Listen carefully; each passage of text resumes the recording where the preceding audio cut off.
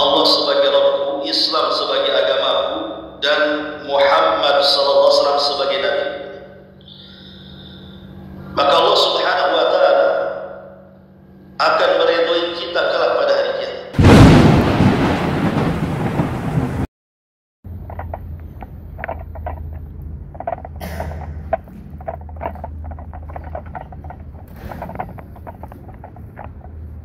Bismillahirrahmanirrahim.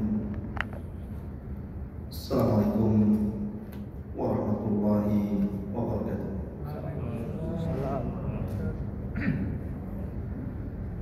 Alhamdulillah, wassalatu wassalamu ala rasulillah wa ala alihi wa sahbihi wa mawalah, wa la hawla wa la quwwata illa billahi wa ba'd. Allahumma ij'al hadha ijtima'ana ijtima'an marhuma waj'al tafarruqana min ba'dihi tafarruqan ma'suma wa la taj'al fina wa la min bainina syaqiyan wa la mahruma. Rabbi shrah li sadri wa yassir li amri wahlul 'uqdatam min lisani yafqahu qawli. Amma ba'd. Hadirin dan hadirat yang dimuliakan Allah Subhanahu wa taala, alhamdulillah di malam ini kita masih bisa duduk di Masjid Muhajirin. Salawat dan juga salam kita hadiahkan kepada Rasul kita Nabi besar Muhammad sallallahu alaihi wasallam. Baik, kita akan lanjutkan kajian kita masih membahas tafsir dari surah Al-Baqarah, dan kita masuk pada ayat 51 dan seterusnya. A'udzubillahi minasyaitonir rajim. Bismillahirrahmanirrahim. Wa idh wa'adna Musa 40 lailatan thumma ittakhadtumul ijla min ba'dihi wa antum zalimun thumma afawna ankum min ba'di dhalik la'allakum tashkurun. Wa idh atayna Musa al-kitaba wal furqana la'allakum tahtadun.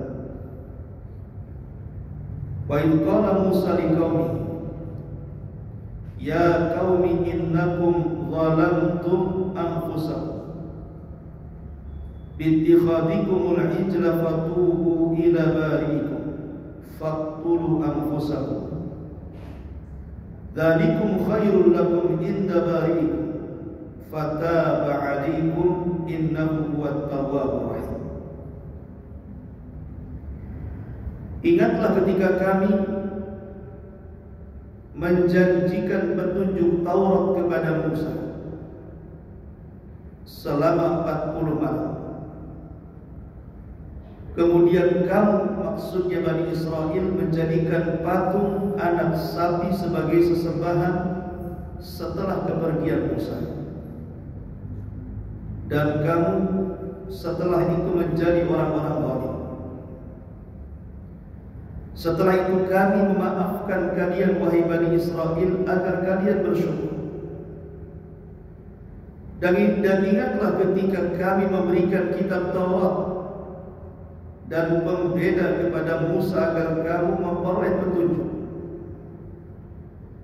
Ingat pula ketika Musa berkata kepada kaumnya, wahai kaumku, sesungguhnya kalian telah menzalimi diri-diri kalian dengan menjadikan patung anak sapi sebagai sesembahan kalian.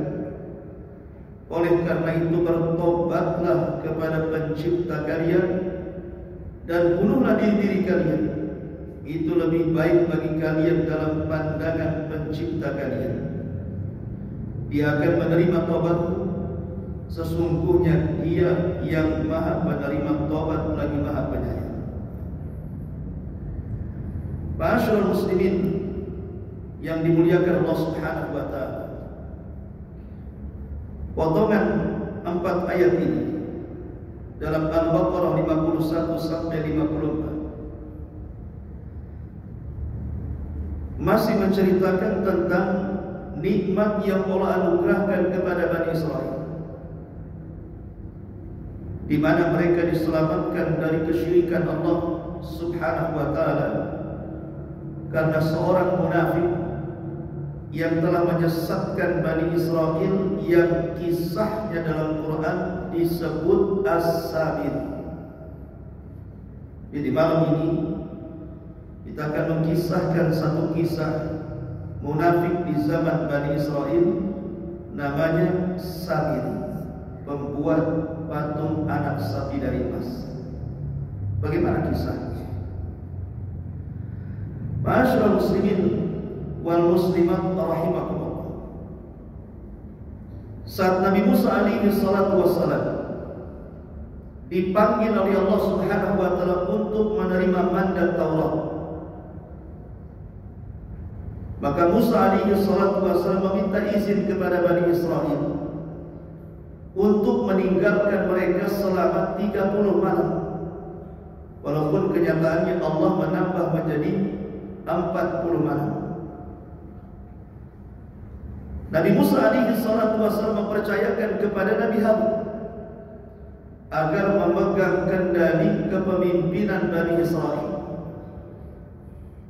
karena dia akan pergi selama 30 malam. Kemudian Allah menambah 10 malam jadi 40 malam.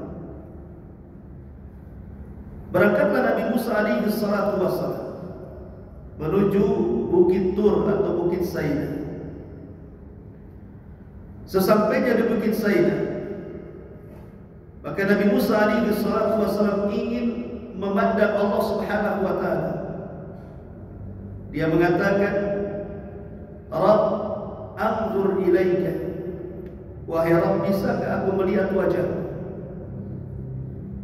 Tapi Allah Subhanahu wa taala mengatakan, "Ya Musa, lan tarani." Wahai Musa, engkau tidak bisa melihat. Tapi kalau engkau terus memaksa agar engkau melihat, sekarang saya akan tunjukkan dulu kekuasaan. Lihatlah ke bukit di sekeliling, dari bukit-bukit berbatu yang sangat kokoh itu. Kalau seandainya aku tampakkan kepada bukit-bukit berbatu itu, dan bukit berbatu itu tidak bergeming, fasawfa tarani, kau akan bisa melihat. Maka kemudian Allah Subhanahu wa taala menjelaskan, falamma tajalla rabbuhu lil jabali ja'alahu dakka wa sara Musa sa'iqa. Ketika Allah Subhanahu wa taala betul-betul menampakkan dirinya ke bukit itu, tiba-tiba bukit itu hancur berkeping-keping. Musa pun terlempar kemudian pingsan. Setelah kemudian Musa siuman, dia takut kalau seandainya dia meminta kepada Allah untuk tetap diperlihatkan, maka nasibnya sama dengan bukit yang hancur itu. Maka dia pun bersegera bertobat kepada Allah dan mengatakan, "Tubtu ilaika wa ana awwalul muslimin." Ya Rabb, aku bertobat kepadamu dan aku orang yang paling pertama berserah diri kepadamu. Musa tidak mau meminta lagi soal ingin memandang wajah Allah Subhanahu wa taala. Di sisi lain, ketika Nabi Musa alaihi salatu wassalam sibuk dengan perbuatan dia di Bukit Tur Sina dengan Allah Subhanahu wa taala, Bani Israel yang ditinggalkan selama 30 hari itu kemudian ditambah menjadi 40 hari. Di tengah-tengah mereka ada orang munafik. Orang munafik ini dikenal dalam Quran sebagai Samir. Siapa Samir ini? Ada yang mengatakan bahwa Samir ini, menurut pendapat Ibnu Abbas radhiyallahu anhu, kana Samiri rajulan min ahli Bajrah wa kana min qaumin ya'buduna al-baqara wa kana hubba ibadati al-baqara fi nafsihi wa kana qad adhara al-Islam ma Bani Israil, wa qila kana ismu Samiri Musa ibn Dhafri. Kata Abdullah ibn Abbas radhiyallahu anhu, dia katakan, Samiri adalah seorang laki-laki berasal dari daerah Bajrah. Dulunya dia sebuah kaum, atau dulunya dia bagian daripada kaum yang menyembah sapi, dan dia sangat cinta dengan peribadatan kepada sapi. Kemudian dia pura-pura menampakkan Islam bersama Bani Israel, dan nama Samiri adalah Musa ibn Dhafr. Jadi Samiri itu namanya Musa, sama dengan nabinya juga namanya Musa.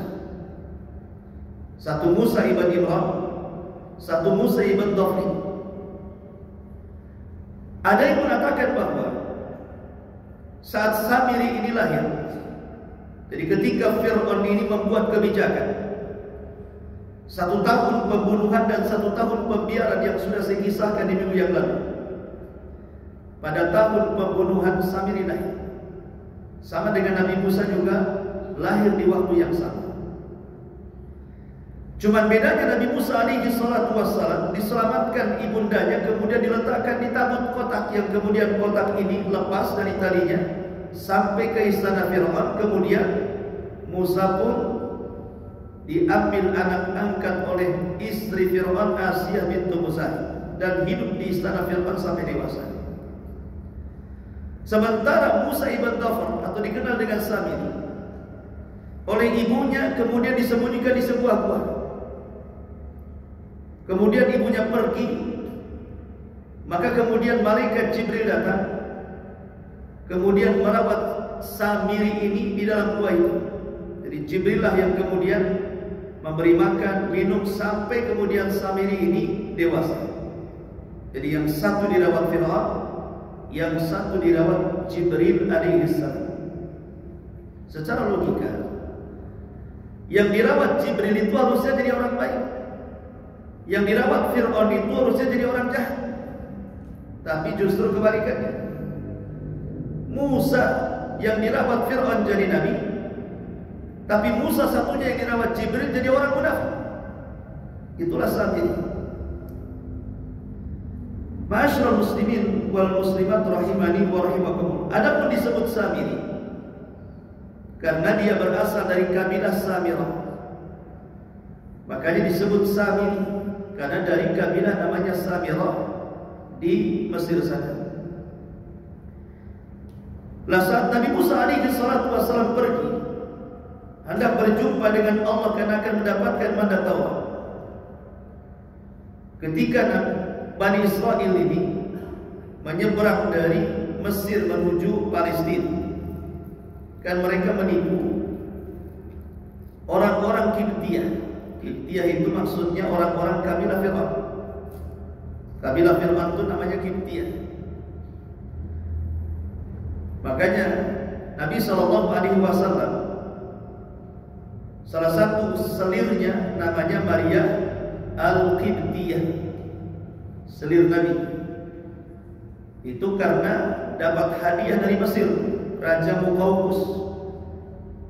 Saat Rasul menyurati Raja Muqawqis untuk masuk Islam, tapi dia menolak, tapi memberikan hadiah berupa seorang budak wanita namanya Maria Al-Qibtiyah, yang kemudian hamil dari Nabi SAW. Lahirlah putra beliau Ibrahim bin Muhammad. Tapi sayang sebelum usianya 2 tahun meninggal dunia.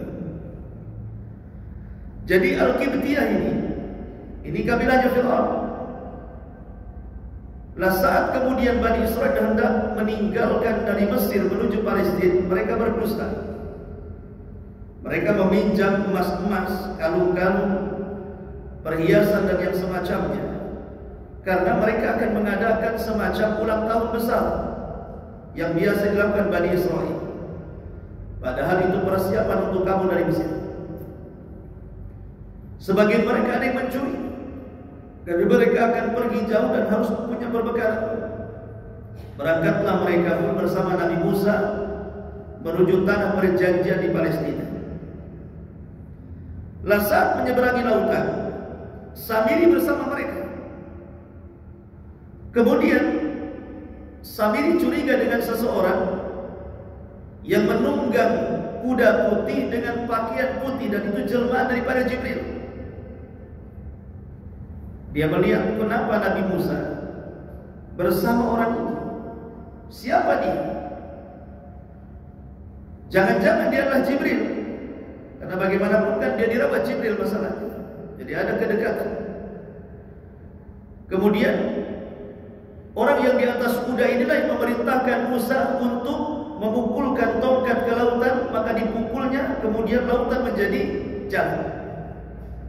Kemudian setelah Musa dan Bani Israel melewati lautan, dia juga yang memerintahkan untuk memukulkan lautan, kemudian lautan menenggelamkan Fir'aun. Akhirnya Samiri terus melihat orang ini. Kemudian dia berencana mengambil tanah bekas pijakan kuda Jibril. Jadi setiap kuda Jibril kemudian bersama Nabi Musa melanjutkan perjalanan menuju tanah perjanjian, maka bekas tanah pijakan kuda Jibril itu diambil sama Samiri, kemudian disimpan. Dan itu isyaratnya disebutkan dalam surah Taha. Lah setelah itu kemudian Nabi Musa alaihi salatu wassalam berangkat menuju tanah perjanjian.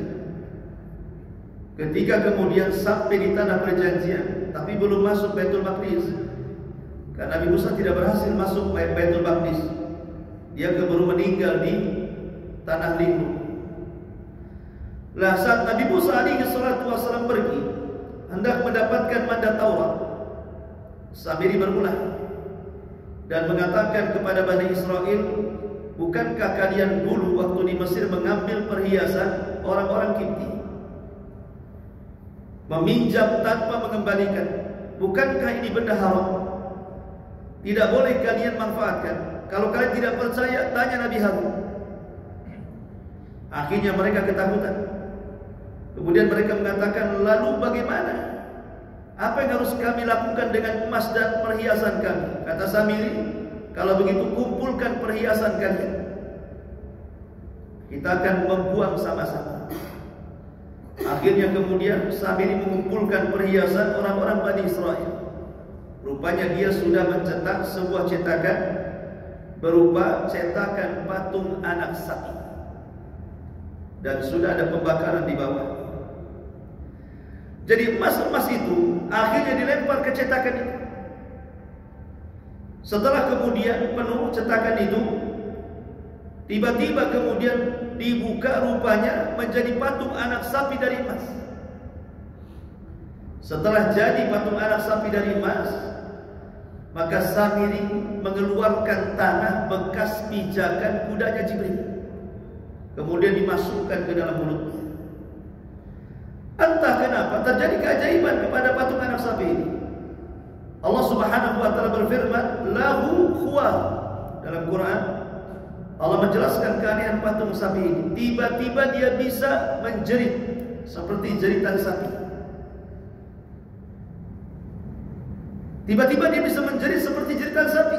Maka orang-orang pun heran, kok patung anak sapi bisa bersuara? Walaupun ada sebagian asar mengatakan, setelah dimasukkan tanah bekas pijakan kaki Jibril itu, tiba-tiba betul-betul dia menjadi anak sapi. Maksudnya bentuknya memang ada darahnya, ada dagingnya dan semacamnya, persis seperti sapi. Tetapi pendapat ini dibantah oleh ulama yang lain dan mengatakan tidak. Dia tetap patung anak sapi dari emas. Cuma Allah buat keajaiban untuk memfitnah manusia. Dia hidup tetapi hanya bersuara saja. Ada juga yang mengatakan sebenarnya suara itu bukan karena keajaiban tanah yang dipijak kuda Jibril, tetapi memang itu kalau datang angin bersuara, karena memang patung anak sapi itu berongga, wajar kalau ada suara. Ada juga yang mengatakan seperti itu. Wallahu a'lam, intinya bersuara. Zahir Quran mengatakan seperti itu. Setelah kemudian Samiri memprovokasi Bani Israel bahwa ini patung anak sapi bukan patung anak sapi biasa. ini patung anak sapi ada keajaiban. Jangan-jangan dia Tuhan. Lah Bani Israel kita tahu bahwa sebelum kenal Nabi Musa di Mesir, mereka menyembah sapi masalahnya. Kemudian dapat hidayah masuk Islam di zaman Nabi Musa. Kemudian mereka meninggalkan sesembahan itu. Tiba-tiba diingatkan lagi dengan sesembahan lamanya, dengan patung anak sapi terbuat dari emas yang belum pernah mereka lihat. Dan tiba-tiba bersuara. Lah ketika kemudian Nabi Musa kan janjinya 30 malam akan balik. Tapi Allah Subhanahu wa taala kemudian menambah 10 malam lagi. Alasannya karena Nabi Musa saat berpuasa di hari ke-29 dia malah hendak membatalkan puasanya. Maka Allah Subhanahu wa taala memberikan kafarah. Kenapa kau batalkan puasamu? Kata Nabi Musa, saya takut bau mulutku mengganggu dirimu ya Allah. Maka Allah Subhanahu wa taala mengatakan, ya Musa, lalu hufu fammi shaim atyab indallahi min rihil misk. Wahai Musa, bau mulut orang yang berpuasa itu lebih harum dibandingkan minyak kasturi di sisi Allah Subhanahu wa taala. Kalau begitu tambah puasamu 10 hari lagi. Lah karena janjinya Nabi Musa itu 30 malam, tiba-tiba menjadi 40 malam, otomatis Bani Israel ini telat. Mana Nabi Musa kok nggak datang-datang setelah 30 hari? Istilah kemudian dijadikan momen oleh Samiri untuk menyesatkan Bani Israel dan mengatakan, sesungguhnya patung anak sapi ini adalah Tuhan kita.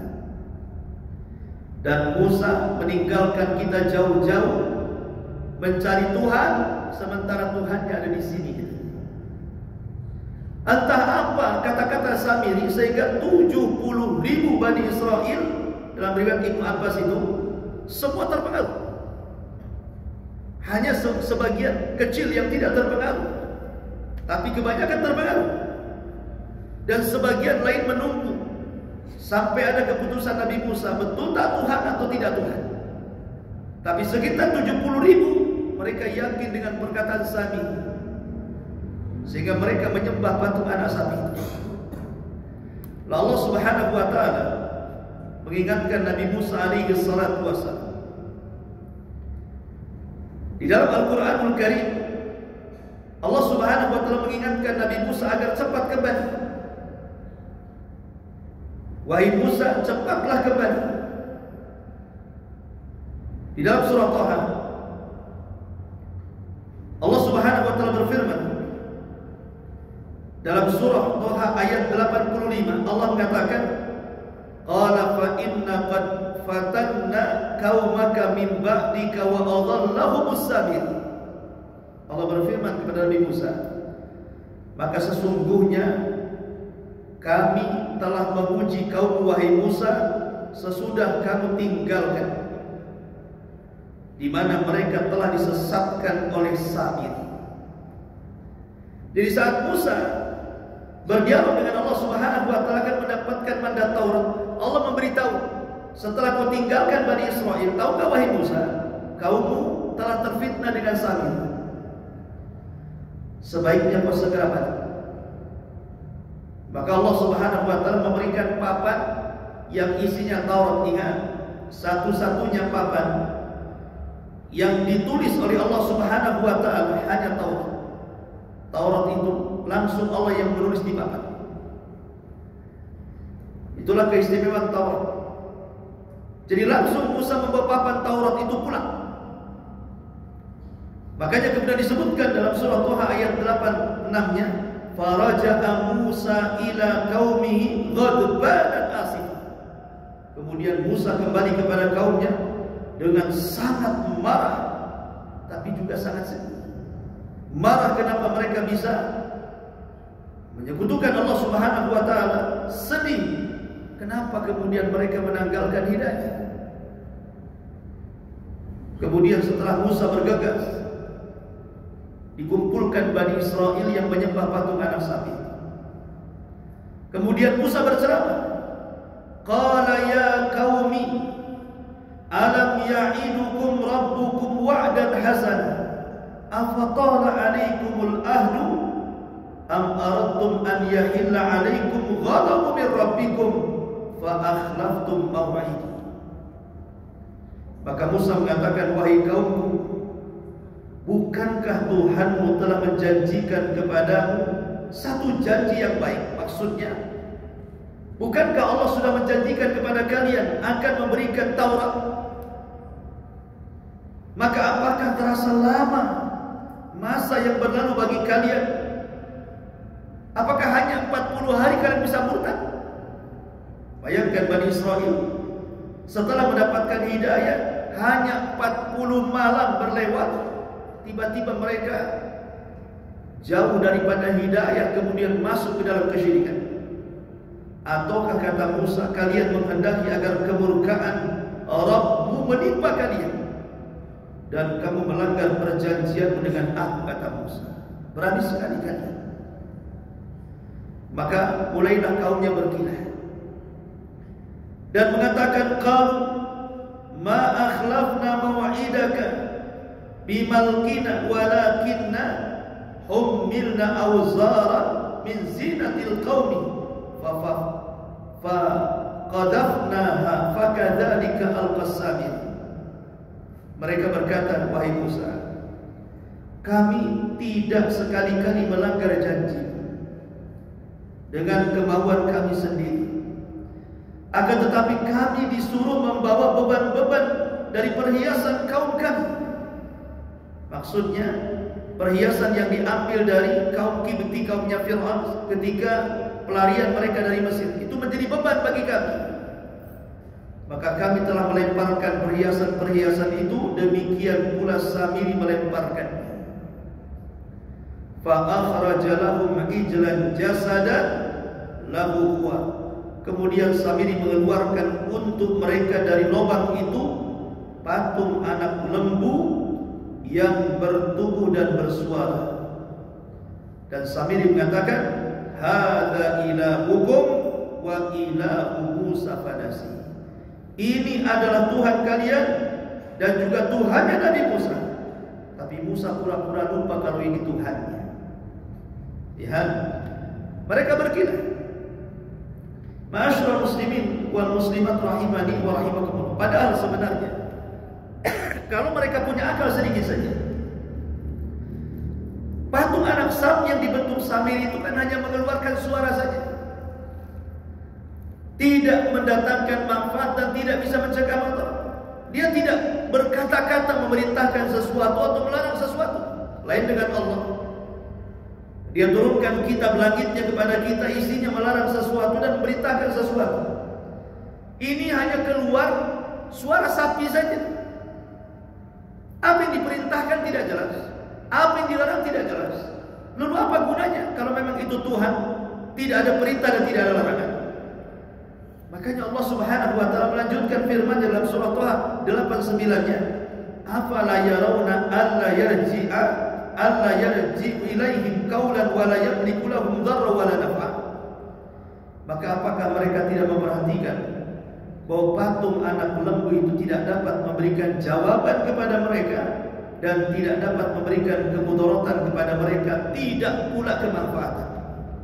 Kalau memang dia Tuhan, harusnya dia memerintahkan sesuatu, harusnya dia melarang sesuatu. Ini tidak ada perintah, tidak ada larangan. Mana akalnya? Maka Nabi Musa alaihi salatu wassalam marah. Akhirnya Nabi Musa pertama yang dipanggil siapa? Nabi Harun. Karena kan Nabi Musa mempercayakan ke Harun untuk memegang Bani Israel. Kenapa baru ditinggalkan 40 hari? Kok bisa murtad sebagian besar? Apa saja dilakukan Nabi Harun kalau begitu? Maka dipanggil Harun oleh Musa. Kemudian Musa menjambak rambut Harun dan janggutnya. Jadi begini nih, tangan kanannya dijambak rambutnya, kirinya janggutnya, rambut dan janggut begini. Saking kerasnya Nabi Musa kepada Nabi Harun. Kemudian Nabi Musa mengatakan kepada Nabi Harun, kenapa kau sesatkan kaum? Kemana saja kau? Kenapa kau sesatkan kaum? Ma'asyiral muslimin wal muslimat rahimani wa rahimakumullah. Tapi Harun kemudian membela diri dan mengatakan, wahai anak saudaraku, ya bena ummi, wahai putra ibuku, jangan kau jambak rambutku dan jangan kau jambak janggutku.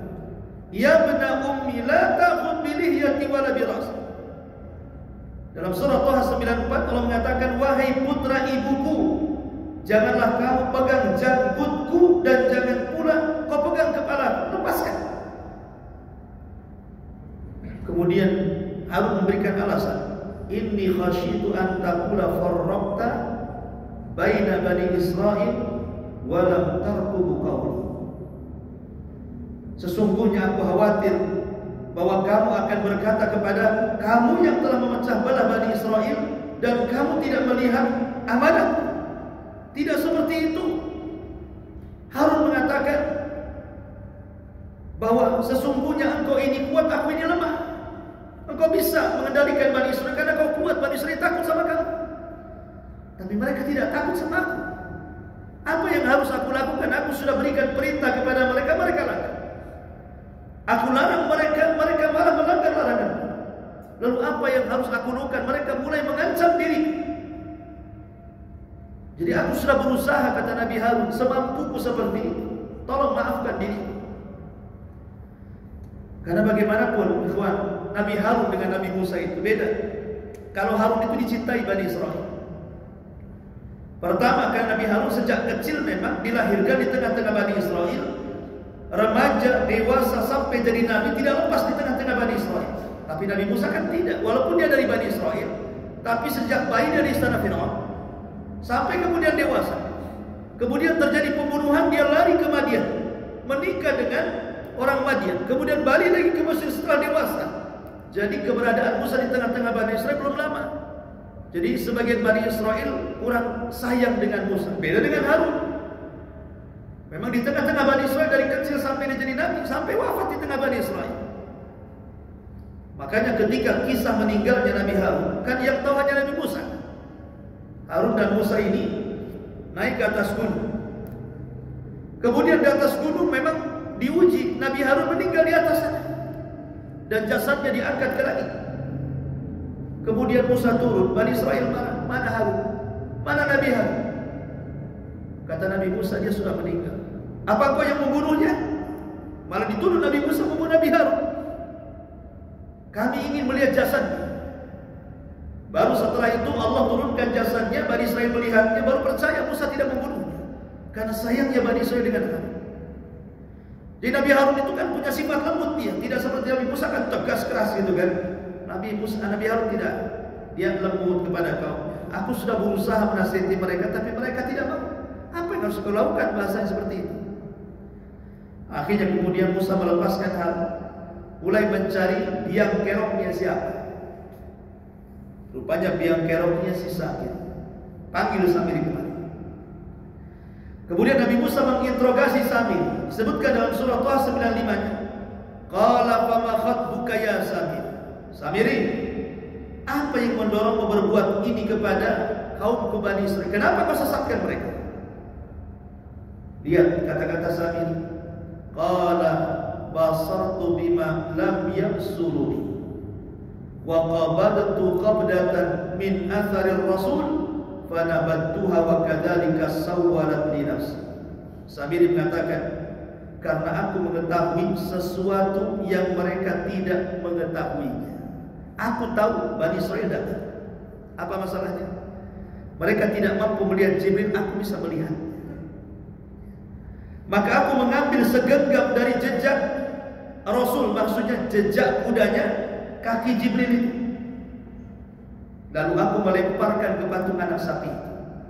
Dan demikianlah nafsuku membujukku. Enak saja dia ngomong.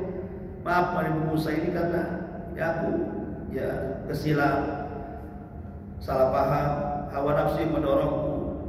Itulah biasa orang munafik, untuk supaya mencari-cari alasan yang masuk akal padahal tidak masuk akal. Maka Nabi Musa alaihi salatu wassalam kemudian mengambil patung anak sapi itu. kemudian meleburnya kembali dengan api, kemudian melempar ke lautan. Setelah dilempar ke lautan, maka 70.000 Bani Israel yang menyembah patung anak sapi disuruhnya minum dari air lautan itu. Setelah diminum dari air lautan itu, tiba-tiba wajah mereka menguning. Wajah mereka menguning, artinya mereka sudah melakukan penyimpangan terhadap syariat Nabi Musa alaihi salatu wasallam. Sudah ditandai orang yang tidak melakukan penyembahan mereka wajahnya normal, tapi orang yang ikut-ikut menyembah wajahnya menguning. Jadi sudah terpisahkan tuh. Ketika Bani Israel meminum semua dari air lautan sekitar 70.000, maka muka mereka menguning. Berarti mereka lah yang sudah menanggalkan akidah. Kata Musa, pisahkan orang ini dengan orang ini. Kemudian Nabi Musa mengatakan kepada Samir, "Fadhhab fa innalaka fil hayati an taqula la bisas wa innalaka mau'idan lan tukhlafahu wanzur ila ilahika alladhi dhalta alayhi aqibah la nukharriqannahu thumma lanansifannahu fil yammi nasfah." Musa berkata kepada Samir, "Kamu harus keluar dari Bani Israel, usir kamu. Jangan ada lagi di sini. Pergi kau sejauh-jauh. Pergi kamu." Maka sesungguhnya bagi di dalam kehidupan dunia ini hanya dapat mengatakan, "Janganlah menyentuh aku." Artinya setelah terusirnya Samiri, maka sebagai hukumannya dia tidak bisa mendekati manusia, manusia pun tidak bisa mendekati. Itu sebagai hukumannya. Jadi dia tidak mungkin mampu mendekati manusia, manusia pun tidak akan mendekati dia. Kemudian Musa mengatakan, "Dan sesungguhnya bagimu hukuman di akhirat yang kamu sekali-kali tidak dapat menghindarinya. Dan lihatlah Tuhanmu itu yang kamu tetap menyembahnya," maksudnya patung anak sapi. "Sesungguhnya kami akan membakarnya.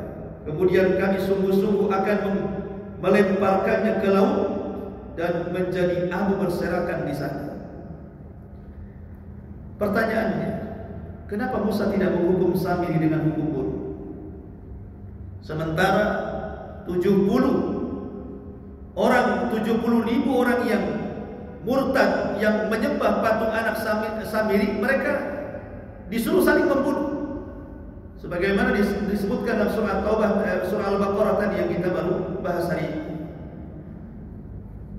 Yang menyembah patung anak sapi mati semua, saling bunuh-bunuhan di antara mereka. Sementara Samiri enak saja diusir begitu saja. Tapi sebagai hukumannya, dia tidak akan dekat dengan manusia dan manusia pun tidak akan dekat dengan dia. Sebagian ulama tafsir mengatakan, alasan Nabi Musa tidak membunuh Samiri mengikuti undang-undang Taurat bagi Bani Israel karena Samiri bukan bagian daripada Bani Israel. Dia orang luar. Dia bukan bagian daripada Bani Israel. Makanya tidak terhukum dengan hukum Taurat karena Taurat khusus Bani Israel. Yang kedua, Nabi Musa tahu walaupun tidak dihukum di dunia, maka dia tidak akan lepas dari hukuman akhir.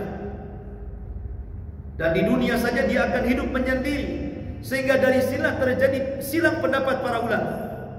Karena kematian Samiri ini tidak diceritakan dalam Quran, tidak diceritakan juga dalam hadis Nabi. Pokoknya setelah pergi, ya pergi begitu saja.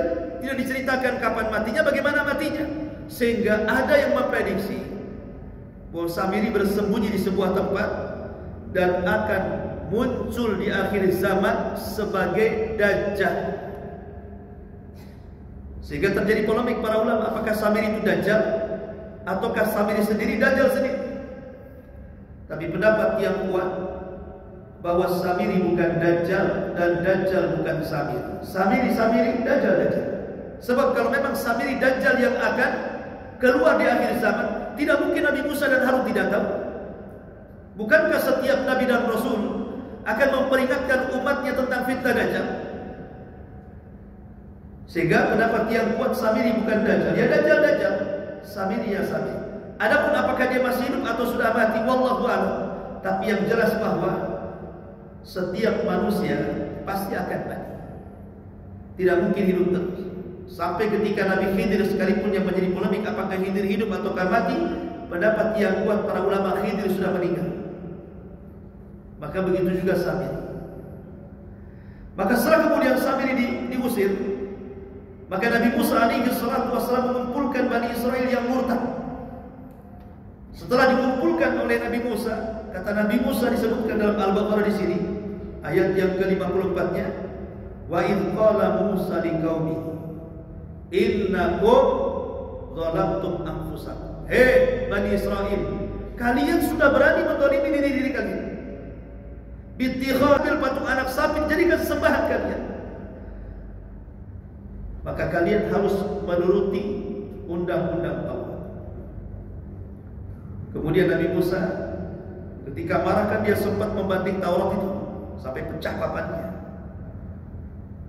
Tapi setelah kemudian terjadi pertobatan Bani Israel, Nabi Musa mengambil, tapi urutannya sudah tidak rapih lagi, sehingga dari sini terjadi kesesatan Bani Israel karena Tauratnya sudah tidak utuh lagi.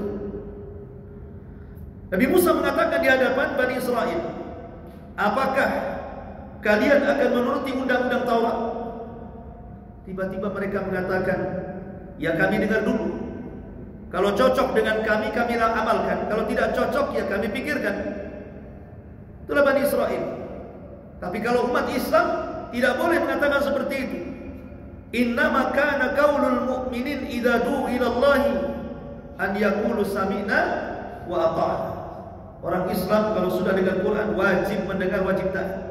Tapi Bani Israel sami'na wa asayna, mendengar tapi kemudian dimaksiati. Maka Musa alaihi salam marah karena mereka tidak tegas. Kalau cocok diamalkan, kalau tak cocok dipikirkan. Ini kan cocok dan tidaknya mengikuti hawa nafsu jadinya. Baik kalau begitu kata Nabi Musa. Dia berdoa kepada Allah, ya Allah, angkat bukit Tur di atas kepala mereka. Makanya Allah mengatakan, wa rafa'na fawqakumut Tur, kami angkat bukit Tur di atas kepala mereka. Kata Nabi Musa, lihat ke atas. Maka mereka lihat ke atas, rupanya bukit Tur di atas kepala mereka. Tobat atau bukit Tur itu akan menimpa kalian.